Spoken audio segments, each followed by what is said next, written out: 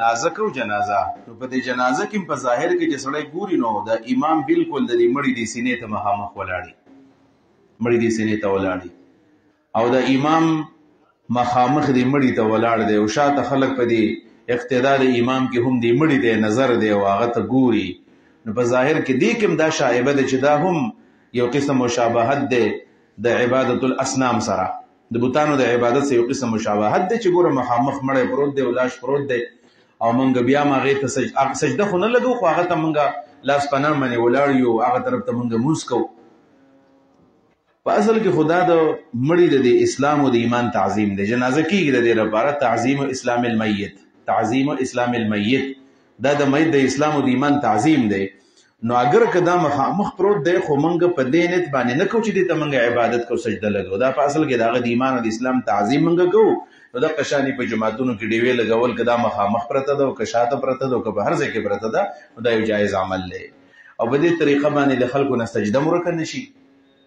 قرآن کریم کې چې سره راغلی دی کنه لله المشرق والمغرب اينما تولوا فثم وجه الله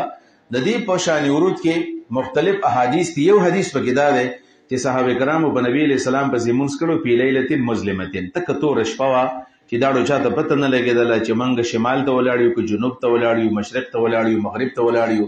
نو سحر د صحابه کرامو په ذهن کې دا تردد و چې موږ قبله ته پکار دی موږ به کوم طرف ته موږ کړی نو الله ویل اينما تولوا فثم وجه الله لله المشرق والمغرب نو دغه مسله هم په دې کې ختمېږي لہذا په جماعتونو کې ډیوې لګول او په جماعتونو کې رڼاګانې کول دا یو جایز عمل دی لکه نن سبا په جماعتونو کې سړی پیسې په دې نیت باندې ورکوي چې زما دا پیسې په پیټینګ کې ولګي دا په بلب کې ولګي دا په بجلی کې ولګي دا عبادت دی او دا د جماعت معاونت دی ډېر خلک یې هغه په دې وایي یاره په دې اخوا دېخوا کې خپلې پیسې نه لګو لکه د جماعتونو رنګ روغن شو په جماعتونو کې پکي لګول شو په جماعتونو کې ټایل لګول شو نو هغه وایي چې صرف او صرف په خښته کې یا په سیمټو کې ولګوي او په ستریه کې ولګوي په دې کې مه لګو نو دا خبره غلطه ده دا د جماعت ضروریات دي چې سم دي نو په دې کې پیسې لګول بالکل د هغه حدیث مصداق دی چې من بنا لله مسجدا بنى الله له بيتا في الجنه دقه مطلب شو نو سروج في المساجد مطلب دا دی وای بسم الله الرحمن الرحيم وبه قال حدثنا النفيلي وحدثنا مسكين عن سعيد بن عبد العزيز عن زياد بن النبي صلى الله عن ميمونه مولاه النبي صلى الله عليه وسلم انها قالت يا رسول الله صلى الله عليه وسلم افتنا في بيت المقدس فقال رسول الله صلى الله عليه وسلم دا میمونه په نوم باندې زنانه ده چې مولات النبي آزاد کرده وینځه د رسول الله صلی الله علیه وسلم ده انها قالت یا رسول الله دا هغه زمانه و چې کله بیت المقدس نو فتح شوه او دا هم دغه یهودو په قبضه کې نو نبی علیہ الصلوۃ والسلام خدا ویلو چې لا تشد الرحال الا الى ثلاثه مساجد درې جمعتونو د سړی د ثواب په نیت عبادت لته شي مسجد حرام مسجد نبوي صلی الله علیه وسلم او یو د مسجد اقصی په دې کې عبادت کول دا ثواب لري مسجد نبوي کې مسجد حرام کې نو صحابه کرامو شوق چې په بیت المقدس کې منګ منځو کو نو دلته کې حالات داري چې جنگ دی په دې دوران کې او دا د کفارو په قبضه کې دی نو یا رسول الله افتنا فی بیت المقدس موږ د بیت المقدس په باره کې فتوا راکړه څه چلو کول ته تللی شو قال اتوه لال شیل ته فصلوا فيه منځ پکې وکړي دې کې منځ کول پکار دی وکانت البلاد اذا حربا او دغه خارونو کې په دغه وخت کې جنگ شروع نو څوک نشو تللی نو رسول الله تسویل فإن لم تأتوه وتصلوا فيه کتا سوتلې نشي او التمز نشي کوله نو فبعثوا بزيت یسرجو فی قنادیله تاسو بیا تیل ولېږئ چې بل شي د هغې په ډیو کې بیا تیل ولګي د هغې په قنادیلو کې او د هغې په سروجو کې د خلک تیل میل په دې کې ور واچوي او دا ډیوې به بلې شي نو دلته کې د تیلو د لېږلو خبر راغله دا تیل دا څه خاص رسم نه دی چې هر جومات ته تیل لېږلو کې ثواب دی چې کله دا تیل په جومات کې بلیږي نو الله ثواب دی لکه په دې زمانه کې دی یو جدید شکل به داسې شي چې سړی جمعات له چنده په دې غرض باندې لګي چې د بجلی بیل جمع شي په دې نیت باندې چنده لګي چې دا د بل څه شی ورته د ګیس بیل په دې کې جمع شي نو د بجلی او د ګیس د بیل لپاره پیسې لګل نو دا شو او خاص کر زنانو د لپاره چې زنانه داسې کار کوي ځکه جمعتون له فاغوي نشي تللی نو فبعثوا بزیت یسرج فی قنادیله دا خصوصي ثواب شو د جمعات په ضرورتو کې پیسې لګول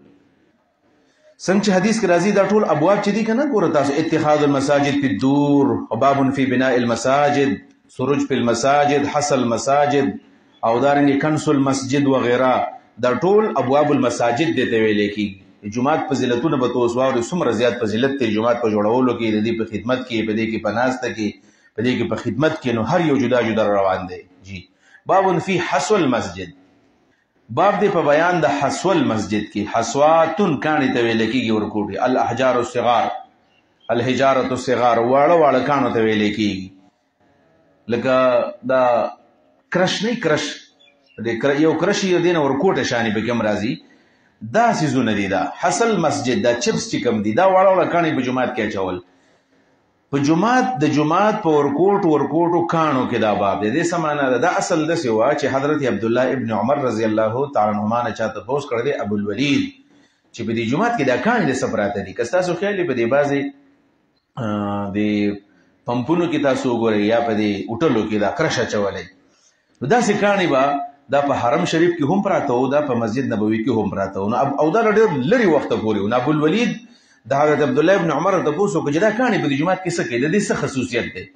نو عبد الله ابن عمر له جواب ورکړ چې اصل د سیوا چې یو شپه باران وشو، او چې باران وشو نو د ازمکه سم لمده وه او د اوبه داسې ولاړې وې، په دې کې نه سجده کېدله، په دې کې نه ناسته ولاړه کېدله. نو بس ملګرو داسې کار وکړو، رسول الله صلی الله علیه وسلم په عدم موجودګۍ کې نبی علیہ السلام لا کور نو خبر، دې ملګرو د بهر نه کاڼي په خپلو لمنو کې راواغستل او راوړل په دې جومات کې واچول، او دا ټول صحن د کاڼو نه ډک کړو. نبی علیہ الصلوۃ والسلام چې راغی خټې مټې نه وې، ویل ما احسن هذا، څومره ښکلی عمل دی. نو په جومات کې کاڼي اچول جایز دي. خو دا هغه ورځې وې، د هغه وختو چې کله په جومات کې خټې مټې وې او جوماتونو د خاورو. اوس په جوماتونو کې د کمرو اچولو فایده ځکه نشته چې نن سبا د هغې ښه صورت دا دی، په هغې کې خلک ټایل لګوي، په هغې کې ماربل لګوي، دا ټپ ټایل پکې لګوي. څه وخت کې به خلکو دا پرشونه کول یا دا خښته یې پکې لګوله. اوس خو جوماتونو کې ښه څیزونه رالل، نو مخکې هغه ورکوټې کاڼي، اوس به دا غټ غټ کمرې شي، دا روخام او سنگ مرمر شو، نو دا ماربل او سنگ مرمر لګول په دې کې، دا ټول کاڼي لګول دا په جومات کې دا ثواب کار دی. یو سړی خپلې پیسې په جومات کې ماربل له ورکوي، سړی خپل پیسې ورکوي چې زه جومات کې د کاڼي کار وکړم، دا مستقل عبادت دی. نبی علیه الصلاۃ والسلام ویلي دي ما احسن هذا، دا ډېر خوندور عبادت دی. او دا د ډېر عمر پورې تقریبا د وسوسه پورې که تاسو چېرته نن یو 40-50 کال مخکې ویډیوز د حرم چېرته ووینئ او پاکې ټیک ټاک د اوښانو پورې په دې کې شته، بلکې زموږ دا کم مشران د نیکونو دور نه بلکې د پلاران دور کم خلک چې حرمین ته تلل به، نو هلته کې باقاعده به خلکو د اوښان به په دې مطاف کې تاوېدل، او په دې مطاف کې دا کاڼي باقاعده دغسې موجود دي. خو وروستو بیا د عربو حکومتونو هغه ختم کړل، او د هغې وجه وی دا وه چې په دې کې ګندګیانې جمع کېدلې، ځکه خلک ماشومان هم وړي که نه. د پیمپر دا رواج اوس راغی چې پیمپر خلک ماشوم ته واچوي، ماشوم دی هغه په مطاف کې د امتیاز یې وکړلې، و دې زنانه بورانۍ دا کوو چې دا کاڼي ماڼي به راواغېستل، ایسته به امتیاز یې پټې کړلې. نو هغه منتظمین ویل چې دا شیخ وراني کې موږ ته مطاف دی، نو په دې باندې بیا پابندي ولګېدله، او اوس مستقل تر باندې ښکلي مزېداره ټایل لګېدلی دی. او حرم کې خو دوړه نه وي، سړی چې په ځمکه کښېني دوړه په هغې کښېني، نو کاڼه پکې څه کوي. نو دا حسو المسجد دی. قال حدثنا سهل بن الطعام بن بزيع حدثنا عمر بن سليم الباهلي عن ابي الوليد قال سالت ابن عمر رضي الله تعالى عنهما عن الحصى الذي في المسجد فقال مطرنا ذات ليله فاصبحت الارض مبتله فجعل الرجل ياتي بالحصى في ثوبه فيبسطه تحته فلما قضى رسول الله صلى الله عليه وسلم الصلاه قال ما احسن هذا. سلام وګرځول ما احسن هذا، څومره ښکلی عمل دا دی، دا څومره ښه کار چا کړی دی. جی قال حدثنا عثمان بن ابي شيبه حدثنا ابو معاويه وواكع قال حدثنا احمد عن ابي صالح قال كان يقال ان الرجل اذا اخرج العصا من المسجد يناشده، ان الرجل اذا اخرج الحصى من المسجد، چې کله یو سړی به د جومات نه کاڼی راویستو، يناشده قسم به ور دې کاڼي ورکوو. جومات نه کاڼی څه ایستو، دا د انسان چې کله وزګار ناسي که نه، نو کله به نوکان خوري، خیال یې که نه، کله به نوکان خوري، او کله په دې ځمکه کې دا کرښې به پکې وهي، څه کار به کوي که نه. نو داسې څوک به ناست نو ظاهره خبره ده، کاڼی به پروت نو کاڼی به راواغسته په لاس کې وچته داسې خلک لوبې کوي که نه، دا کاڼی به جومات نه بهر راووتو، یا هسې به کاڼي ګزارلی چې جومات نه به بهر ګزار کو، نو د کاڼي به بیا قسم ورکوو. څه قسم به ورکوو چې الله ته وګوره ستا د الله په ذات قسم چې ما د جومات نه بهر ته مه وباسه، دې کاڼي به ورته خبره کوله. نو سوال دا دی چې کاڼي خو خبرې نه کوي، کاڼي د کوم ځای نه خبرې کوي؟ جواب دا دی چې دا خبره خو پیغمبر نه ده کړې، دا صحابه یې ان الرجل اذا خرج الحصى من المسجد يناشده، دا صحابه وایي چې دا کار به کاڼو کوو. یعنی صحابه دی ویلو چې د کانو به خبرې کولې او خلکو له به قسمونه ورکول دا پیغمبر نه دی ویلي یو دویم نمبر دا چې صحابي یو داسې خبره وکړي چې دا غیر معقولي خلاف القياس په عقل کې ناراضي دا هم په منزله د حدیث مرفوع باندې غیر مدرک بالعقل چې ورته وایي نو دا په منزله د حدیث مرفوع باندې شو دا بیا معجزه دا معجزه شو که کرامت شو د پیغمبر معجزه ده ځکه د نبی علیہ السلام زمانہ ده کنه نو معجزه د نبی علیہ السلام ده چې رسول الله سره حیواناتو خبرې کړې دي بوټو سره خبرې کړې دي نو کانو سره خبرې کړې دي شاه ولی الله رحمه الله خو ته یو خاص اصطلاح وې دیتا چې د نبی علیہ السلام د نبوت مخکې خرق عادت کارونه ورستو د معجزات یو مخکې ته ارهاسات وي ارهاسات النبی معجزات ته ارهاس ویا لکه د یوسف علیہ السلام چې کله د کوی په مینس کې وو ماشوم دی په دی وخت کې نو جبرئیل لاغه ورته چې خبرکېګم او تب لتنبئنهم بامرهم هذا تب دا خلق په دی باندې خبر کې جبرئیل له راغلو دا ارهاس یوسف علیہ السلام دی یا نبی علیہ السلام فرمایي چې کله زه پیغمبر نو په مکه کې ګرځیدم نو بعضی کمر و ماته سلام کو ماته معلوم دی چې دی پلانی کمر او غاڼه ماته سلام کو چې السلام علیک یا رسول الله دا आवाज ماته کو ماته معلوم دی دا ارهاسات د نبی علیہ السلام دی دویم نمبر دا چې دا خبرې دوه قسمه کی یو خبر هغه دا چې یو ته زبان حال وي یو ته زبان قال وي کبل فرض دا زبان قال شي زبان قال نو ما ویل چې دا حدیث اگر چې موقوف دی په صحابه باندې خو غیر مدرک بالعقل له په دیو جبانه چې غیر مدرک بالعقل شو نو دا په منزله د حدیث مرفوع باندې شو نه ممکن د چې کانی خبرې وکړي دا بعید نه و د رسول الله سره غوا خبرې کړې دي زمری خبرې کړې دي نه ممکن د جديم خبرې کړې و سره دا کې دي او ان من شيء الا يسبح بحمده هر یو شی د الله تسبیح هم او د الله تحمید هم کوي نو کومروم کړی دی زبان قام شو دویم نمبر دا چې او خبر همدار چې موږ په دې حمل کو چې دا زبان قال نه دی بلکې دا زبان حال دی زبان حال دار چې کانه په جمعات کې خوشاله دی ځکه جمعات د سکون او د آرام ځای دی دا د عبادت ځای دی نو دا کانی کم کمر چې د جمعات نه بار دی او کم کمر چې په جمعات کې دن نه دی هغه دن کمر فخر کوي په دې نور باندې زب جمعات کې دن نه ما باندې څوک سجده لګي او دا په پاکو زګونو کې ځکه نبی علیہ السلام چې احب البلاد الى الله مساجدها دا په احب البلاد کې او په احب الاشیاء کې راځي نو کانه چې په جمعات کې پروتي په دې باندې خوشالي کم بوټه چې په جمعات کې ولاړې په دې باندې خوشالي په دې وجه په فقهاوی کنه چې د جمعات یو شی منسوب بهر نه استعمالي بس دا په جمعات کې پروت دی لګیدلې وي دا دلته خوشاله دی نو چې دا کانه بچا وېستو نو دا کانه بخپو لکه چې دا کانه ورله قسم ورکړي چې تمہاره جمعات نه مو باسه نو خم دا چې دلته کې د دین مرادو زبان حال شي نه زبان قال اگر چې زبان قال ممکن دی خدا زبان حال دی جی به قال حدثنا محمد بن اسحاق ابو بكر قال حدثنا ابو بدر شجاع بن الوليد حدثنا شريك وحدثنا ابو حسين عن ابي صالح عن ابي هريره رضي الله عنه قال ابو بدر وراه قد رفعه الى النبي صلى الله عليه وسلم قال ان الحصاه لتناشد الذي يخرجها من المسجد دم دقه ان الحصاه لتناشد الذي يخرجها من المسجد هغه چاله به قسم ورکو چې چا به کانه د جماعت نه ایستو باب فی کنس المسجد باب دې په کنس المسجد کنس په جنې جارو ته ویلې کی جمعات جارو کول منګه دا عبادت چاته حواله کړی دی غریبانو خلکو ته حواله کړی دی چې بس د جمعات کنستلو د جمعات صفای دا بس غریبانه خلک به کوي یا به منګه چاله تنخواه مقرر کړی وي چې جمعات باغه صفا کوي حالن کې جمعات صفا کول ډېر لوی عبادت او هر چاله په کار دی په دې کې سنسل جسپی والی بلکې سړی داسې په هفته کې دی ورځې په خپل باندې جمعات تورزی او جمعات د صفا کوي کدا په جارو باندې او کدا په کپڑا باندې د ډېر عبادت ته کنز المسجد د رسول الله صلی الله علیه وسلم په زمانہ کې زنانه وا امراه سودا یو تور شان خزوا تور خلق دا بدوان براتل غریب خلق بو د زنانه براتل په جمعات کې به خدمت کو جمعات به صفا کو د شپې د زنانه مړ شوله د نبی علیہ الصلوۃ والسلام بچاته سي د ډیرو کارونو نه خبرو بس صحابه کرامو بکاو په سباله چې نبی علیہ الصلوۃ والسلام راغنو هغه زنانه جمعه ترانه غلله صفایله تاسو یو کوله هغه مړه ده نبی علیہ السلام تاسو زول د شپې نه خبرولم چې ما په جنازه کړه نو هغه به ورته ویلي چې شپه و من نه تنګولې نو نبی علیہ الصلوۃ والسلام لاړو او په قبر باندې جنازه وکړه په قبر باندې جنازه کول دا جایز عمل دی او فقهاو لیکلي دي چې په قبر باندې با څومره وخت پورې سړی جنازه کوي وای دا هغه وخت پورې په قبر باندې جنازه کول جایز دي چې د څو پورې د سړي یقین دی چې دا لاش به نه خراب شوی نو چې کله په دې باندې پوه شو چې دا لاش خراب شوی نو بیا به جنازه نه کېده که بیا مرداره ده که نه بس د لاش د خرابېدو پورې چې نه دی خراب شوی نو په قبر جنازه دا جایز ده دا د فقهاو تصریحات په دې باب کې موجود دي نو اوس دا څومره وخت کې خرابېږي نو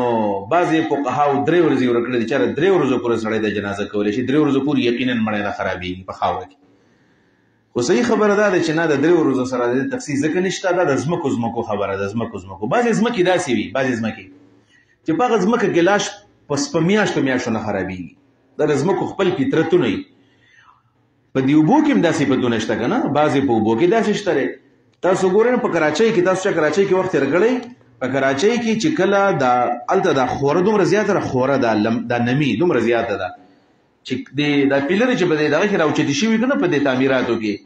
نو دا پیلرې ټولې زنګ نیوي تکې سپینې ښکاري دا ته به اوسپنه چې نن د کېښودله 3 ورځې پس چې دا اوسپنه ته لګوي نو د پاسه به هغه سپینوالی بیا راغلی هغه ځمکه بل شانتې ده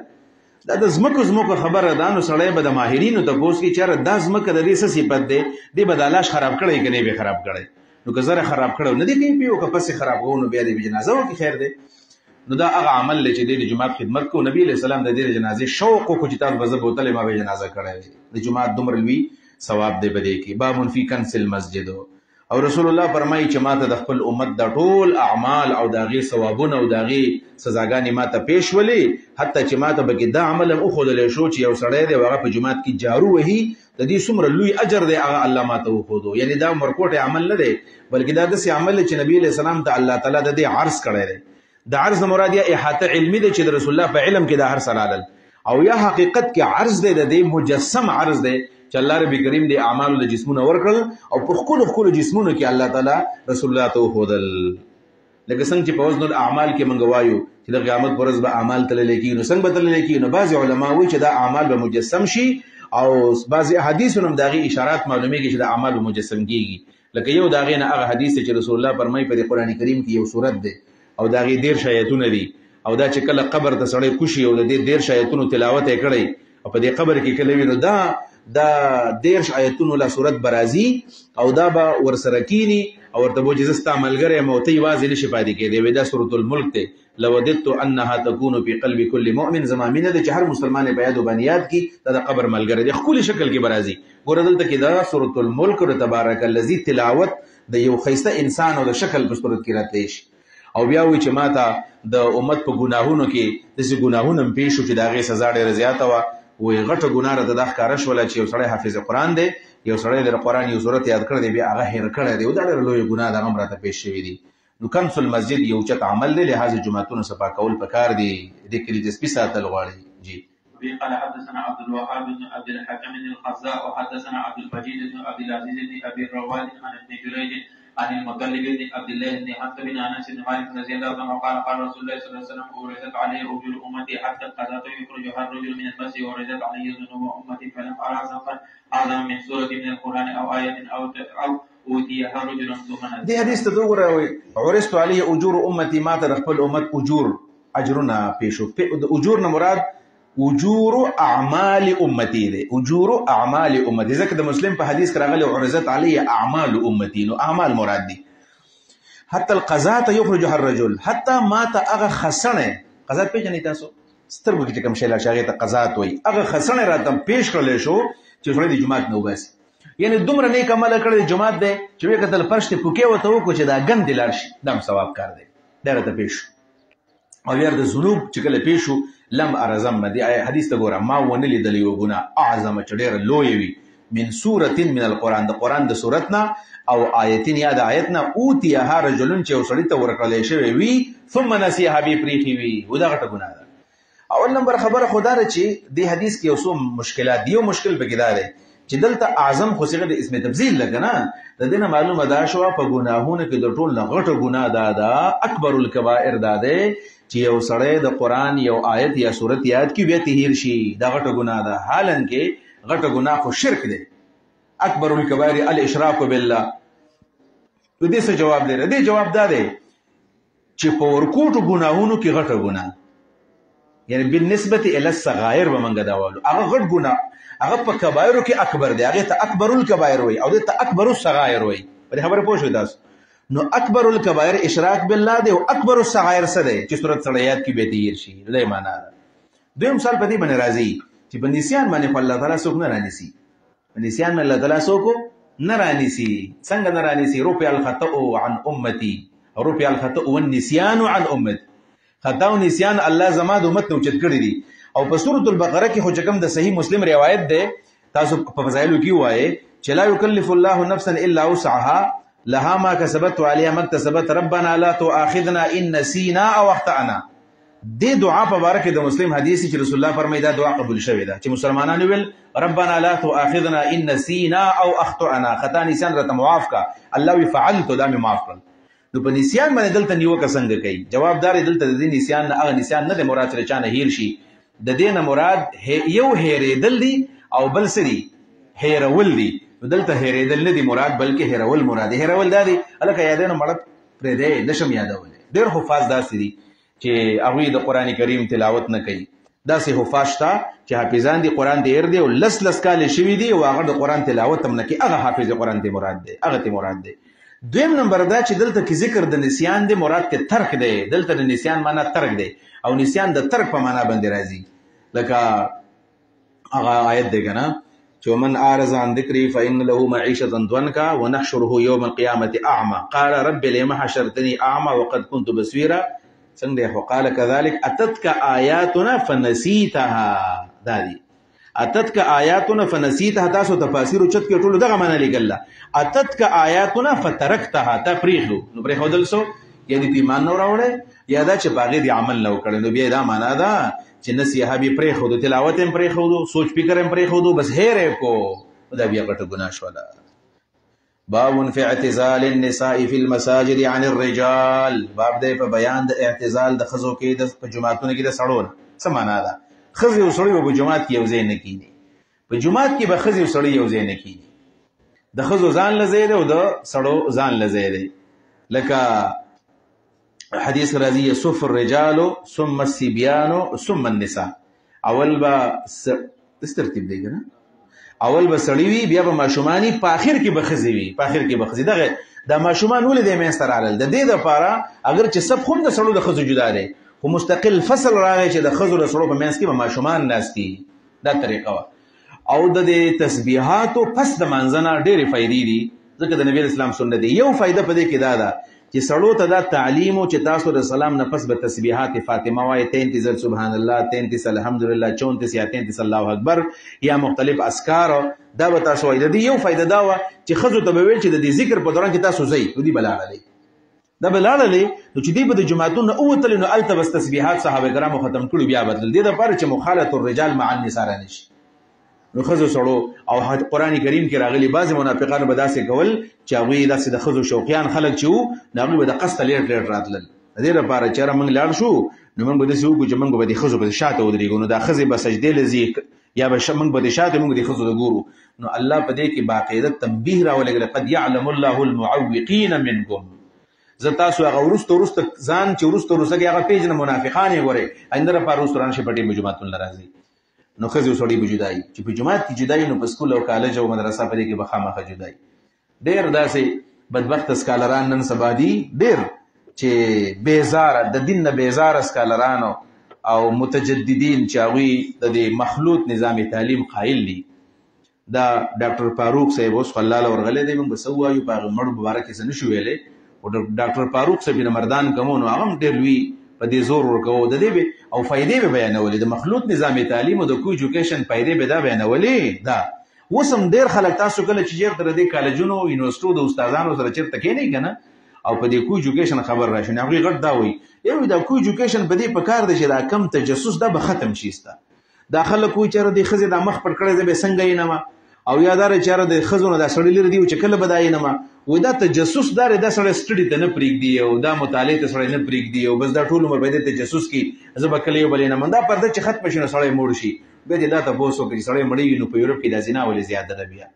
د حیواناتو په شان دا ژوند ولې دی په دې یونیورسټو کې به د کالجونو کې دا ورځ په ورځ دا بدعملیانې بیا ولېږي په کار خو دا و چې دا نه کېدی که نه په دې مدرسو پسې د خلکو دا لیدکي رڼا کړي کنه چیرته زه نه یم چې مدرسې بیخي داسې پاک خلک پکې اوسېږي چې ګناه ترې نه کېږي او چېرته په 100 مدرسو کې نو په 1000 مدرسو کې مدرسه کې چېرته داسې څه کیسونه راشي الله دې نه راولي الله دې موږ حفاظت وکړو خامخا انساني معاشره راتلی شي هغه کیس به دې میډیا والو د خلکو به داسې اوچت کړي چې ګوره دا مدرسه ده او د عالم او د طالب نه دا غلطي وشوله او دا نه غلطي شو د یونیورسيټي کې او په کالجونو کې خو د ورځې په سونه کیسونه کې هلته سړی نه ګوري بیا نو دا دلیل دا غامیدي صاحب دی او کبل دی نو هغوی د دې خیال وساتي نو په جماعت کې چې جدایي په جماعت کې نو په کالجونو کې او په هر ځای کې به دا ځان له مستقل موضوع په دې خبره نه کومه په جماعت کې به ښځې ځان له سړی به ځان له طریقه دا وه چې د مسجد نبوي 2 دروازې وي یو دروازه بیت مسجد اقصی طرف ته وه شمال ته بل جنوب ته وه کوم چې کعبې طرف ته 2 دروازې وي چې 2 دروازې وي ځکه چې مخکې قبله یو طرف ته وه بس بل طرف ته شوله په دې وجه باندې د رسول الله صلی الله علیه وسلم په زمانه کې 2 دروازې وي په یو باندې به ښځې تلې راتلې په بله باندې به سړی اول به دا دواړه دروازې کلا وي ښځې به هم تلتلې او سړي هم تلتل نو نبي علیه صلات وسلام ویل چې لو ترکنا هذا الباب للنساء که موږ دا یو دروازه د ښځو لپاره خاص کړو ډېره زیاته بخي بس صحابه کرام راولګېدل او هغه یوه دروازې مستقل تر باندې ښځو ته پرېښودله په هغې به ښځې تلې راتلې او بله باندې بیا سړي ته راتله لهذا چې سړی چېرته اجتماع له لاړ شي یا چېرته جوماتونو کې چلته لیکلي چې دا دروازه د فیمیل لپاره ده هلته نه دي تلل پکار بس دا د هغوی دپاره خاص شوله څه فایده را پاغې کې یا دروازه د سړو د پاغې د ښځې نه ځي دقه طریقه صحیح طریقه ده جی قال حدثنا عبد الله بن عمرو ابو معمر حدثنا عبد الوارث حدثنا ايوب عن ابن عمر رضي الله عنه قال قال رسول الله صلى الله عليه وسلم لو تركنا هذا الباب للنساء فلم يدخل منه رسول الله کوم چې دا دروازه ښځو د لپاره خاص کو قال نافع فلم يدخل منه ابن عمر حتى مات ابن عمر د مرګ پر دروازه نه داخل شوی څه مطلب چې ابن عمر نه داخل شوی ولې په صحابو کې عبد الله ابن عمر چې د حدیث باندې عمل کوو نو د دې جواب دا دی چې لم يدخل منه ابن عمر حتى مات ابن عمر داخل د مرګ پورونه شو ځکه چې ابن عمر د رسول الله د حدیث لا مستقل د ارمان او تمنا له د نه دا ورګي سیر ورکو او عام صحابه ویل چې نبی اسلام هو نه نه کړی صریح نه پکې نشته نو تل راتلو پکې دې معنا ده بیا ویګه په خبره باندې نو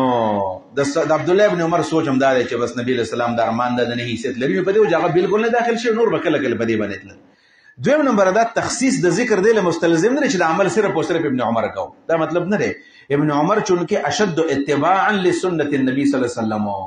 د رسول الله د سنت ډېر اتباع کوله په دې کې معروف دی نورم د سیو چې هغه په دروازه باندې بیا نه دیدلري وقال غير عبد الوارث قال عمر هو اصح دلته کې دی ابو داود سجستاني سے یو کار کړی دی د ایوب استادانو ته شاګردانو ته ګوره په دې سند کې عبد الوارث شاګرد دی او په دې بل کې اسماعیل شاګرد دی دا وایي چې د عبد الوارث په حدیث کې دا دی چې دا عمل ابن عمر کړی دی او حدیث مرفوع دی سوچ کوه دې خبرې ده چې دا عمل د ابن عمر دی عدم دخول په باب النساء دا ابن عمر دی او حدیث مرفوع د رسول الله خبره ده دا د عبد الوارث عن ایوب روایت ته دغه سند دی خو ابو داود سجستانی په دې ځکه وایي چې د ابن عمر په ځای باندې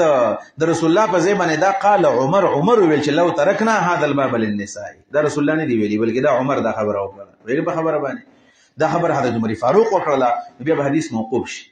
دلته کې د امام ابو داود د قال غیر عبد الوارث قال عمر واصح مقصد دا دی چې دا حدیث په دې کې اختلاف د رفع او د وقف دی او حدیث ابو داود امام ابو داود ترجیح ورکړی دا موقوف حدیث لرا چې دا موقوف حدیث دا راجح دی په مرفوع باندې دا خبر رسول الله نه وکړی بلکې دا چا کړی و عمر فاروق کړی و خدا ابو داود ته غلط فهمي ځکه شوی دا ابو داود ته چې تاسو د سند ته ګورئ کنه حدثنا ایوب عن نافع عن ابن عمر دې سند کې د نافع د ابن عمر نه روایت په عن نقل کړي عن ده خود دې خو یقینا شاګرد استاد دي نو دې خو کثیر ملازمه دي ولاندې رضا عن دې بل حدیث ته کوم ته چې ابو داود ترجیح ورکړی دا د سره حدثنا محمد بن قدامه بن اعين حدثنا اسماعيل عن ايوب عن نافع قال عمر رضي الله عنه نافع وی چې عمر فاروق ویل د نافع خود عمر فاروق ملاقات نه شوی نو بده کې انقطاع راغله. امام ابو داود والله اعلم چې بده کې څه خبر پر راغله دی چې دلته کې منقطع حدیث له ترجیح ورکړی دا د وقف د ثابتولو د لپاره په مرفوع حدیث باندې. لہذا صحیح هم دا چې دا خبره د ابن عمر نه نقل ده، نافع د ابن عمر نه حدیث نقل کړی دی، حدیث مرفوع دی او دا راجح دی. او بل دا چې دا حدیث خو د دې روات ثقم دي نو ولې په دې باندې منګه دا مرجوح ګرځو او دا بل منګه راجح ګرځو. لہذا هم دا حدیث مرفوع دی، درمان د رسول الله او ابن عمر دا عمل کړی دی. جی قال عمر بن الخطاب رضی الله عنه بمعنى هو اصح. نو دې له ترجیح ورکړی د چا د ابو داود، دا ترجیح د محل نظر دی. جی قال حدثنا قتيبة يعني بن سعيد حدثنا بكر يعني بن مزرع عن عمرو بن الحارث عن بكير النافع قال ان عمر بن الخطاب رضي الله تعالى عنه كان ينهى ان يدخل من باب النساء. اوس په دې کې دا چې نافع او عمر بن الخطاب خلق د باب النساء نه منع کول نو عین ممکن ده کنه. یو خو موږ د مرجوح راجح خبر ورکړو، دویم دا ده چې رسول الله خلق منع کول د عمل متوارث راغی، نبی ابو عمر فاروق هم خلق منع کول، چې لکه پیغمبر خلق منع کړی، تاسو مورځي په دې باندې او د عمل دواړو کړی دی. استخاره